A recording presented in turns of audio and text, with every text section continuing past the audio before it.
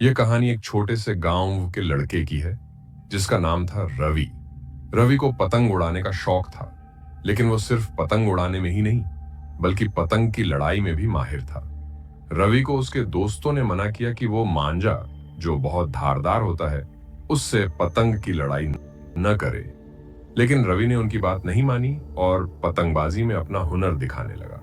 एक दिन उसकी पतंग आसमान में ऊंचाई पर पहुंची और मांझे की धारदार डोरी से उसने दूसरी पतंग काट दी। लेकिन इसी बीच नीचे से गुजरता हुआ एक बाइक सवार आदमी उसी धारदार मांझे की चपेट में आ गया। उसकी गर्दन कट गई और वहीं मौके पर उसकी मौत हो गई। रवि को पुलिस ने पकड़ा, लेकिन इसे एक दुर्घटना मानकर उसे रिहा कर दिया गया। लेकिन उस आदमी की मौत का सदमा रवि के दिल में बैठ गया। वर्षों बीत गए। रवि अपनी जिंदगी जीने की कोशिश कर रहा था, लेकिन वो हादसा उसकी यादों में बस गया था।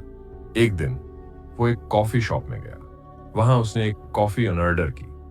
जब वेटर कॉफी लेकर आया तो उसके चेहरे पर एक अजीब और डरावनी मुस्कान थी और उसकी आंखें बिल्कुल खाली, जैसे उनमें कोई आत्मा ही ना हो। रवि ने कांपती आवाज में पूछा, तुम ऐसे क्यों मुस्कुरा रहे हो?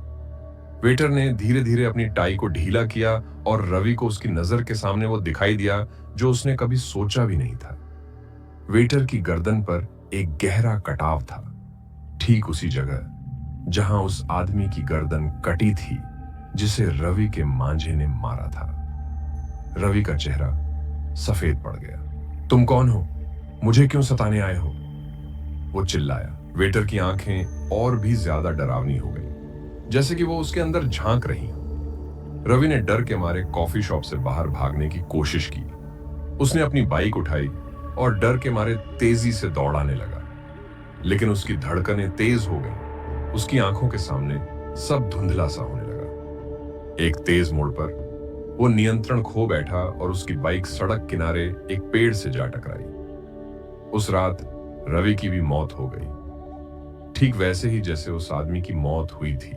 पुलिस ने जब कॉफी शॉप का सीसीटीवी फुटेज देखा तो पाया कि रवि कॉफी ऑर्डर कर रहा था, लेकिन उसकी बातें सुनने वाला वहां कोई नहीं था।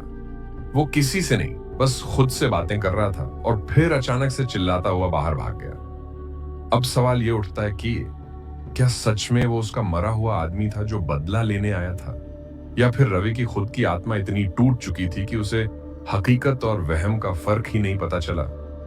अगर आपको ये कहानी पसंद आई हो या अगर आपके मन में कोई सवाल या विचार हो तो नीचे कमेंट करें, और ऐसे ही और डरावनी कहानियों के लिए हमारे चैनल को लाइक और सब्सक्राइब करना न भूलें। धन्यवाद।